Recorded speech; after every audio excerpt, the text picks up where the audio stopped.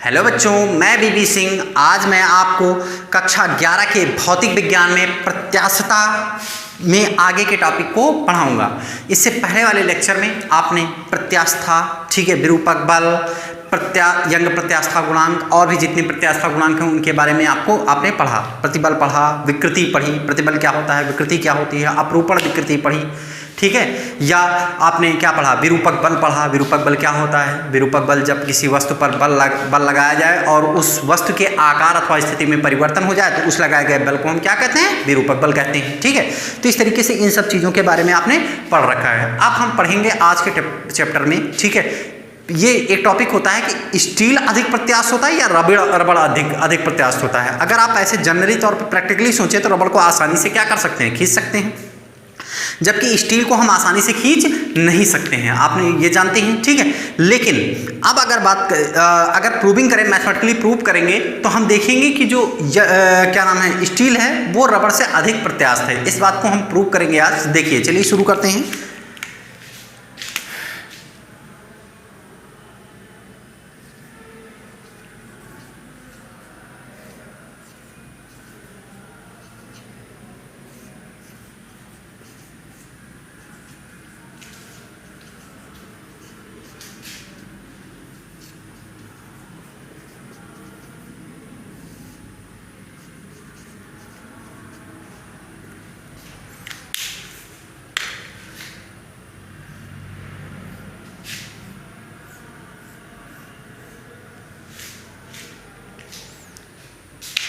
देखिए, लिखा है टॉपिक स्टील रबड़ से अधिक प्रत्यास्थ है, ठीक है। स्टील जो है वो रबड़ से अधिक प्रत्यास्थ है, तो इसको सिद्ध करना है। तो इसके लिए हम सबसे पहले चित्र बनाएंगे। देखिए, ये है आपका, दो चित्र बनेंगे इसमें। ये एक दृढ़ आधार है, ऐसे बना लिया, ठीक। और दृढ़ आधार है तो ये हो गई आपकी, मान लेते हैं ये स्टील है, ठीक है। ये है स्टील और इस तार की लंबाई जो है वो कितनी है? L है। तार की लंबाई कितनी है? L। यहाँ से यहाँ तक इसका गुणांक कितना है? YS। यंग प्रत्यास्था गुणांक कितना है? YS। स्टील है। अब देखिए, भार दोनों पर हमने लटकाया। यहाँ पर हम नीचे इसके भार लटकाएंगे एक, ठीक है। अगर हम इस पर एक भार लटकाते हैं तो ध्यान दीजिए, देखिए ये अगर भार लटकाया जाएगा तो क्या हो जाएगा? यहाँ पर एक हमने भार इसके आगे लटकाएंगे। तो जब भार लटकाया जाएगा तो यहाँ पर देखिए इसमें इतनी वृद्धि हुई। कितनी? हमने मान लिया इसमें वृद्धि हुई कितनी? Delta LS। एक भार लटकाने पर F, दोनों पर समान भार लटकाएंगे, ठीक। क्रॉस सेक्शन एरिया दोनों का बराबर है, दोनों का क्रॉस सेक्शन एरिया क्या है? बराबर है, ठीक। अब बात करते हैं एक और, इसी वो रबड़ के लिए बना लेते हैं। चलिए देखिए, अगर रबड़ की बात करें तो ये रबड़ के लिए हुआ, एक दृढ़ आधार है, ठीक। अब ये हो गया आपका रबड़ सेम लंबाई का, ठीक है।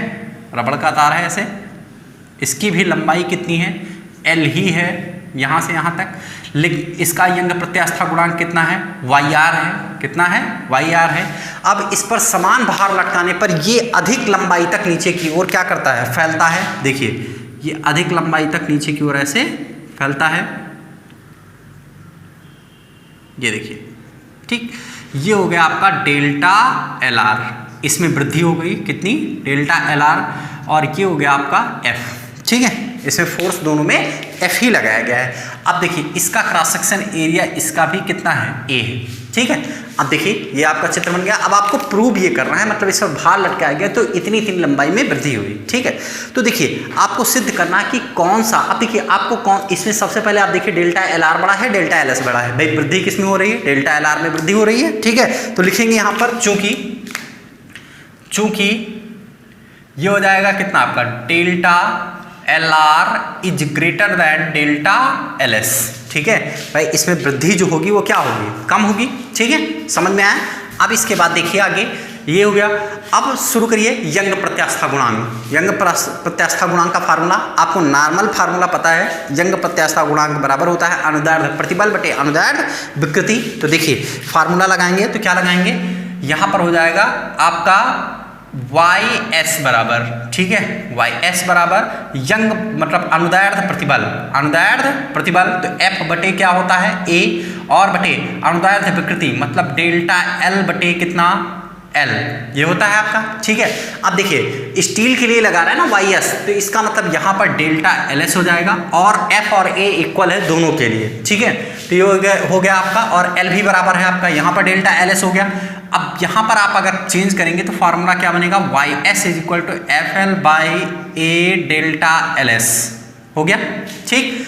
अब इसके बाद बात करते हैं, ये इक्वेशन नंबर क्या बन गई 1, ठीक। अब बात करेंगे रबड़ के लिए, किसके लिए करेंगे, रबड़ के लिए। तो अगर रबड़ की बात करें तो Y R is equal to formula क्या हो जाएगा, देखिए वाई आर का फार्मूला क्या होगा, आपको अनुदैर्ध्य प्रतिबल, फार्मूला क्या होता है अनुदैर्ध्य प्रतिबल बटे अनुदैर्ध्य विकृति। अगर नहीं पढ़ा आपने तो पिछले और इससे पहले वाले लेक्चर को पढ़ लीजिए, ठीक है।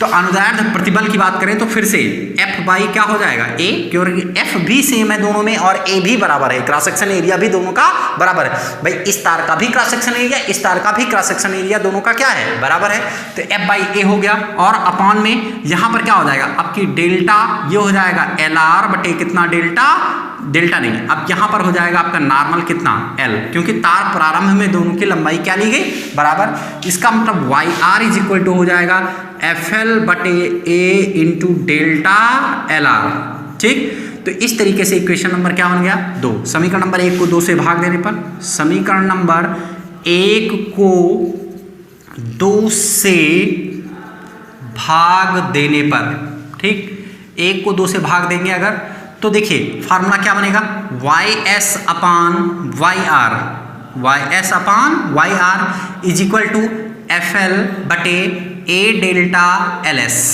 ठीक है। क्या हो जाएगा आपका ए डेल्टा एल एस। तो इस तरीके से और अपॉन में अगर यहाँ पर बात करें तो ये क्या हो जाएगा आपका, बोलिए, ये हो जाएगा आपका, ये हो जाएगा वाई आर की वैल्यू अगर देखें तो एफ एल, ये हो जाएगा आपका एफ एल और बटे ए, और इसको एक लाइन और इसमें बढ़ा लेते हैं, देखो एफ एल की जगह पर हम लिख लेते हैं एम जी और क्या लिख लेंगे एल, और अपान ये हो जाएगा ए की जगह पर होगा आपका क्या भाई तार का क्रॉस सेक्शन एरिया, तो एरिया का फार्मूला क्या होता है pi R square into delta L S.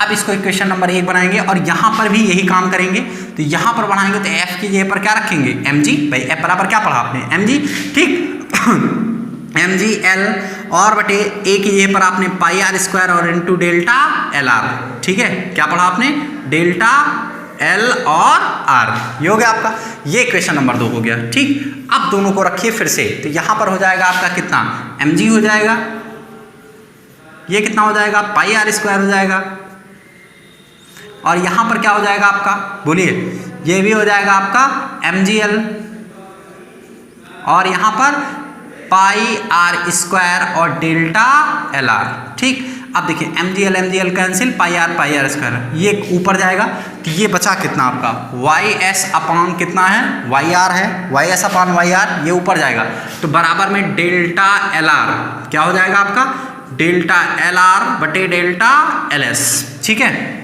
अब चेक करिए, ठीक, देखिए चूंकि delta L are is greater then delta L S, आप लिखेंगे क्या लिखेंगे, चूंकि delta L are is greater then delta L S, भाई लंबा रबड़ में जो वृद्धि होगी वो ज़्यादा होगी किसकी अपेक्षा स्टील की अपेक्षा, तो इसका मतलब जो आता है इसलिए डेल्टा एल आर बटे डेल्टा एल एस, ठीक है, कि जो वैल्यू होगी वो 1 से बड़ी होगी। भाई अगर इसकी वैल्यू बड़ी है, मान लीजिए अगर इसकी वैल्यू 2 है तो इसकी कम होगी 1 होगी, तब भी 1 से बड़ी होगी कुल मिला के, ठीक है।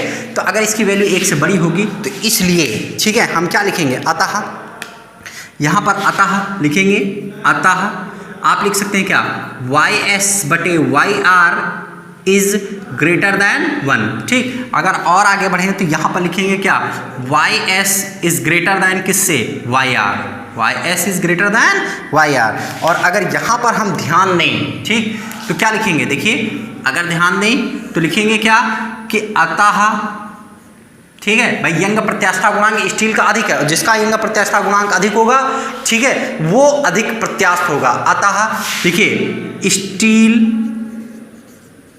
स्टील रबर से अधिक प्रत्यास्थ है, क्या है रबर से अधिक प्रत्यास्थ है।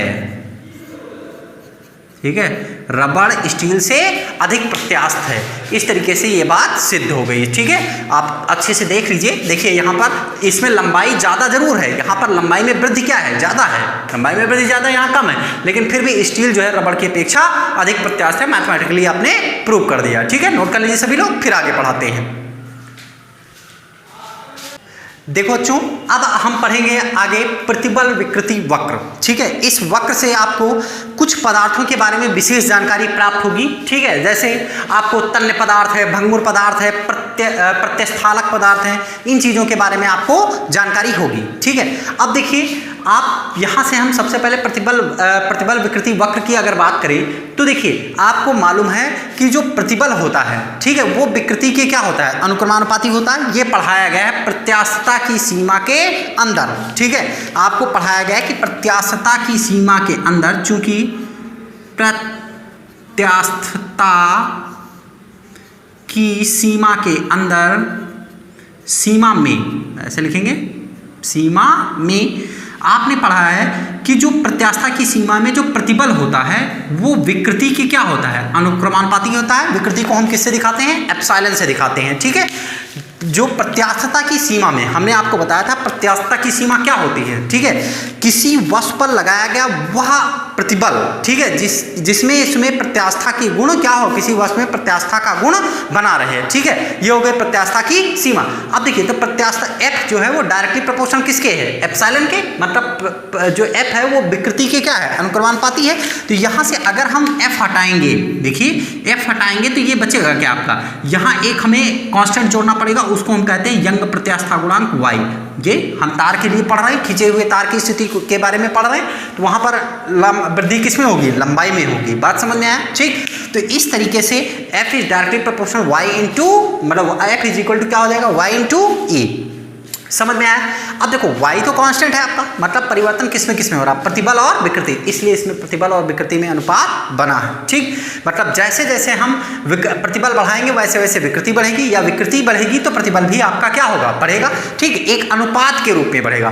तो यहाँ से ग्राफ में अगर ध्यान दें तो देखिए यहाँ से यहाँ वाले भाग को O से लेकर कहाँ तक, P तक, O से P तक का जो क्षेत्र है, कहाँ से, O से P तक, O से P तक जो क्षेत्र है वो आपका क्षेत्र कैसा है। देखिए आप यहां से यहां तक अनुपातिक वृद्धि हो रही है, तार की लंबाई में कैसी वृद्धि हो रही है, अनुपातिक वृद्धि हो रही है, मतलब इस क्षेत्र में आपकी अनुपातिक वृद्धि है। ठीक है, अनुपातिक वृद्धि है। अब कैसे तार की बात हो रही है, अध्ययन किस तार का हम कर रहे हैं, कैसे किस तार का कर रहे हैं, तो देखिए उस पर अगर ध्यान दें तो तार ये आपका होगा ऐसा। ठीक है, हम इस तार की बात कर रहे हैं। ऐसे मान लीजिए यहाँ पर दृढ़ है और यहाँ पर एक तार बांधा गया है और इस पर एक भार लटकाया जा रहा है, ऐसे ऐसे एक भार लटकाया जा रहा है F। ठीक है, अब देखिए हमने जब इसमें मतलब O से P, तो इसमें एक वृद्धि हो रही है, क्या हो रही है, तार में क्या हो रही है, वृद्धि, इसकी लंबाई में वृद्धि हो रही है ऐसे। ठीक, तो देखिए यहां से O से P तक, तो ये आप मान लीजिए O है, ये क्या है, P है, तो O से P तक आपकी वृद्धि कैसी हो रही है, अनुपातिक हो रही है, मतलब जैसे जैसे फोर्स बढ़ रहा है विकृति भी वैसे वैसे बढ़ रही है, उसी अनुपात में, एक रेशियो में, मतलब Y इज इक्वल टू ये। ठीक, अब उसके बाद अगर यहाँ के बाद हम और F का मान बढ़ाते हैं, मतलब इसमें F का मान अगर हम जोड़ना आप शुरू करते हैं, F की जगह पर अगर इसमें F डैश वैल्यू हम और जोड़ दें, मतलब मान लीजिए थोड़ा सा मान और बढ़ाया, तब कौन सी स्थिति मिलती है, P से Q, क्या मिलती है, P से Q। बात समझे, क्या मिलता है आपके, P से Q। यहां तक देखिए तो यहां से तक थोड़ा सा ग्राफ जो है वो ऊपर को उठा हुआ है कि नहीं है, ऊपर जो है उठा हुआ है। इस ये और Q बिंदु आपका कैसा कहलाता है, पराभव बिंदु कहलाता है, और यही जो है प्रत्यास्थ बिंदु भी कहलाता है। ये बिंदु क्या कहलाता है आपका, प्रत्यास्थ बिंदु। मतलब Q तक अगर हम बल लगाएं, मतलब Q बिंदु तक बल लगाएं अगर, ठीक है, आगे अगर इसमें हम बढ़ा दें, देखिए P से Q तक, यहां तक हो गया आपका Q। ठीक, तो Q तक अगर हम बढ़ाएं, ये है आपकी प्रत्यास्थता की सीमा, ये हो गया प्रत्यास्थ सीमा, क्या हो गई, प्रत्यास्थ सीमा। ठीक, अगर हम देखें तो यहाँ P से Q तक और बल का मान अगर F डैश लगा के हमने बढ़ाया, ठीक है, इस F के कारण O से P तक वृद्धि हुई, जो कि अनुपातिक हुई। कैसी हुई? अनुपातिक हुई। और अगर एफ डैश और हम उसमें ऐड करेंगे तो पी से क्यू तक बढ़ जाएगा। कहाँ तक बढ़ जाएगा? पी से क्यू तक। और ये प्रत्यास्था की सीमा में, मतलब अगर इस बल का मान अब हम हटा लें, विरूपक बल का मान हटा लें, ठीक है, तो ये क्यू से क्या करेगा? अपने पूर्व अवस्था में क्या करेगा? फिर लौट आएगा। क्यू से पूर्व अवस्था में फिर क्या करेगा? ओ तक लौट आएगा। मतलब ये आपका यहाँ से यहाँ तक का रीजन जो है, भाग जो है, कहाँ से? इस क्यू से लेकर ओ तक का भाग जो है, ओ से क्यू तक का क्षेत्र कैसा क्षेत्र कहलाता है? प्रत्यास्थ क्षेत्र कहलाता है। और इसमें पदार्थ कैसे आचरण करते हैं? आपके प्रत्यास्थ आचरण कहते हैं। बात समझ में आई सबको? ठीक। अब बात करते हैं क्यू से आर की। क्यू से आर में क्या होता है? अगर अब इसमें हम आगे और थोड़ा सा बल ऐड करते हैं, मान लिया हमने एफ डबल डैश ऐड कर दिया। कितना कर दिया? F double dash. वहां पर चित्र को ध्यान दीजिए, वो मैं अलग समझा रहा हूं आपको, ठीक है। एफ डबल डैश ऐड किया, अगर ऐड किया तो इसका मतलब इसमें थोड़ी सी वृद्धि और हुई और हम पहुंच गए कहां तक? आर तक पहुंच गए। कहां तक पहुंच गए? आर तक। अगर हम आर तक पहुंच गए, ठीक है, यहां तक देखिए आर तक पहुंच गए तार में, ठीक। अब आर तक अगर पहुंचे तो हम देख रहे हैं क्यू से आर, ठीक है, ये आपका जो क्षेत्र है क्यू से आर का जो क्षेत्र होता है, इसको हम पराबिल याइल्डिंग कहते हैं। क्या कहते हैं? याइल्डिंग। इस क्षेत्र में अगर हम यहाँ पर आर पर आकर बिंदु को हटा, मतलब हम विरूपक बल को हटा लेते हैं, तो ये वापस तो लौटेगा लेकिन कुछ अंश जो है भाग वो विरूपित रह जाएगा। बात समझ में आई? ठीक। मतलब आर तक पहुँचने के बाद, इस रीजन में पहुँचने के बाद, ठीक है, हम क्या करेंगे? अगर और आगे बढ़ाएंगे, बात समझे? ठीक। अगर इस चित्र को थोड़ा सा और क्लियर करें तो देखिए, इसको फिर से हम बना देते हैं। यहाँ से देखिए, ये आपका तार है, ठीक, इस पर एफ बल नीचे यहां पर लगा है, एफ। अब इसी में ऐड करेंगे, ठीक है। अब देखो हमने क्या कहा था, ये क्षेत्र, ये आपका ओ है, यहां पर तार की लेंथ कितनी है? एल है। यहां पर तार की लेंथ कितनी है? एल है। अब इसके बाद और आगे हम बढ़ते हैं। अगर हम थोड़ा सा मान बढ़ाएं, नॉर्मल इस एफ की वजह से इसमें वृद्धि हो गई, ये, ठीक, और ये पॉइंट मिला हमें पी, और ये पी हो गया, तो ये हो गया आपका अनुपातिक सीमा। ये होती है आपकी क्या? आनुपातिक सीमा। आनुपातिक सीमा। समझ में आई? मतलब ये हुआ कि यहां तक हम जैसे जैसे बल का मान बढ़ाएंगे, विकृति उसी अनुपात में बढ़ेगा। मतलब यहां पर जो आपका हुक का नियम है वो काम कर रहा है। हुक के नियम में यही कहा गया, प्रत्यास्था की सीमा के अंदर जो प्रतिबल है वो विकृति की क्या होती है? अनुक्रमानुपाती होती है, ठीक। तो प्रत्यास्था की सीमा में यहाँ तक अनुपातिक सीमा में वृद्धि होगी, ठीक। लेकिन अब अगर हम इसमें एफ डैश जोड़ देते हैं, क्या करते हैं? एफ डैश और जोड़ देते हैं, एफ प्लस क्या कर दें? एफ डैश कर दें, तो देखते हैं कि हमें ये रीजन मिलता है। यहाँ पर पी से यहाँ पर पहुँच जाते हैं हम क्यू, ठीक है। और क्यू जो कहलाता है वो पराभव बिंद कहलाता है। इसको कहते हैं प्रत्यास्थ सीमा। क्या कहते हैं? प्रत्यास्थ सीमा। समझ में आया? ठीक। अब उसके बाद अगर और हम बात करते हैं, ठीक है, देखिए ये प्रत्यास्थ सीमा हो गई। अब इसके बाद अगर एफ डैश से हमने क्या कहला है, या मतलब यहां से ये आगे और बढ़ा, क्यू से आर के क्षेत्र की बात करें, ठीक है। अगर इसमें एफ डैश और हमने जोड़ दिया, क्या किया? एफ डबल डैश और जोड़ दिया, ठीक। तो आपको एक क्षेत्र मिलता है, यहां पे आ जाएंगे, कौन सा क्षेत्र मिलेगा? यहां पे बढ़ के हम पहुंच गए कहां पर? आर पर। कहां पर पहुंच गए? आर पर। और ये कहलाता है याइल्डिंग क्षेत्र, ठीक है, मतलब पराभव क्षेत्र। इसमें होता क्या है? इसमें ये होता है कि अगर आर पर पहुंचकर हम बल को हटा लेते हैं, ठीक है, विरूपक बल को हटा लेते हैं, तो ये भाग लौट तो आता है लेकिन अंशतः लौटता है, पूरा का पूरा वैसे ही नहीं लौटता है। मतलब अपने मूल अवस्था में पुनः वापस पूरी तरीके से नहीं लौटता, लौट आता है लेकिन पूरी तरीके से नहीं लौटता है, ठीक है। अब हम अगर इसमें और हम वैल्यू बढ़ाएं, अगर फोर्स जो विरूपक बल का मान है और भी बढ़ाते चले जाएं, ठीक, तो अगर विरूपक बल का मान और बढ़ाएंगे हम, ठीक है, अगर हम विरूपक बल का मान और बढ़ाएंगे तो क्या हो जाएगा आपका? देखिए, विरूपक बल का मान और बढ़ाएंगे तो ये हो जाएगा एफ डबल डैश। मान लिए हमने इसमें ट्रिपल डैश ऐड कर दिया, तो ये हो जाएगा आर से कहाँ तक पहुँच जाएगा? एस तक। कहाँ तक पहुँच जाएगा? एस। और फिर और ऐड करेंगे तो टी तक पहुँच जाएगा, ठीक है। तो एस जो होगा भंजक प्रतिबल होगा। एस जो होगा यहाँ पर क्या मिलेगा आपको? भंजक प्रतिबल। एस वाला भाग क्या होगा आपका? भंजक प्रतिबल। बात समझ में आया? ठीक। मतलब ये हुआ कि जैसे हम आर से और मान बढ़ाएंगे तो देखेंगे विकृति और फोर्स प्रतिबल दोनों का मान क्या हो रहा है? बढ़ रहा है। जबकि क्यू से आर क्षेत्र में हमें प्रतिबल कम लगा रहा है लेकिन लंबाई तेजी से बढ़ रही है, ठीक है, विकृति ज्यादा हो रही है। देखो क्यू से आर तक लगभग सीधा है, ठीक, इसका मतलब हमें प्रतिबल ज्यादा नहीं लगाना पड़ रहा है लेकिन तार में लंबाई क्या होती है? बढ़ने लगती है, ठीक है। अब उसके बाद बात करते हैं, अगर हम आर के ऊपर आर के ऊपर भी अगर हम फोर्स बढ़ाते चले जा रहे हैं इसमें, ठीक, तो एक सीमा एस ऐसी मिलेगी जो भंजक प्रतिबल कहलाएगा। क्या कहलाएगा? भंजक प्रतिबल कहलाएगा। और भंजक प्रतिबल वह प्रतिबल होता है जिसके बाद बल जो है कोई तार या खिंचा हुआ तार अधिकतम सीमा तक उसे सहन कर सकता है। मतलब उसके बाद अगर उस पर बल का मान बढ़ाया जाएगा तो तार क्या होगा? टूट जाएगा। ठीक है, तो इस तरीके से अगर हम इस पे एक बल का मान और बढ़ा देते हैं, इन केस इस पे हमने एक बल और बढ़ाया और कर दिया F ट्रिपल डैश, तो इसका मतलब हम पहुंच जाएंगे कहां पर? T पर, और ये हो जाएगा यहां पर तार क्या हो जाएगा? टूट जाएगा। तार क्या हो जाएगा? टूट जाएगा और स्थायी विरूपण होगा यहां पर। ठीक है, क्या हो जाएगा? तार टूट जाएगा और यहां पर क्या होगा? स्थायी विरूपण हो जाएगा। ठीक, मतलब अब ये तार कभी भी अपनी मूल अवस्था में वापस आने का प्रयास नहीं करेगा, ना तो वापस आ सकता है। बात सबको समझ में आई? ये था खिंचे हुए तार का अध्ययन। ठीक, अब हम अगर बात करते हैं, ठीक है, ये तीन पदार्थ, मतलब इस ग्राफ के आधार पर तीन तरीके के पदार्थ होते हैं। एक होता है तन्य पदार्थ। ठीक है, तन्य पदार्थ क्या होते हैं? तन्य पदार्थ वे पदार्थ होते हैं, ठीक है, जिनको हम क्या करते हैं? खींचते हैं, तो आनुपातिक तौर पर वो खिंचता हुआ चला जाता है। मतलब देखिए, यहाँ पर विकृति है, यहाँ पर प्रतिबल है, यहाँ तक यंग प्रत्यास्था गुणांक है। ठीक है, और ये तन्य पदार्थ ऐसे पदार्थ होते हैं जब एक प्रतिबल मतलब मैक्सिमम प्रत्यास्था की सीमा के बाद अगर हम बल का मान बढ़ाते जाते हैं तो ये पहले से इंडिकेट कर ले लगते हैं। ये पॉइंट ऐसा होता है, ये देखिए यहाँ पर ये पॉइंट ऐसा होता है जिससे आपको पता लगने लगता है कि जो है अब ये तार टूटने वाला है। ठीक है, जैसे कोई तार है उसको अगर हम लिमिट के बाहर खींचते हैं, ये मान लीजिए तार है यहाँ पर, और इसको खींचेंगे तो ये बीच में क्या होगा? ऐसे पतला हो जाएगा। ठीक है, ऐसे ये वाला पॉइंट, तो ये तन्य पदार्थ होते हैं। जैसे लोहा, तांबा, मतलब ये इंडिकेशन देने लगते हैं कि हम अब टूटने वाले हैं। बात समझ में आया? ये पहले से इंडिकेट करने लगते हैं कि हम टूटने वाले हैं। ये होते हैं आपके क्या?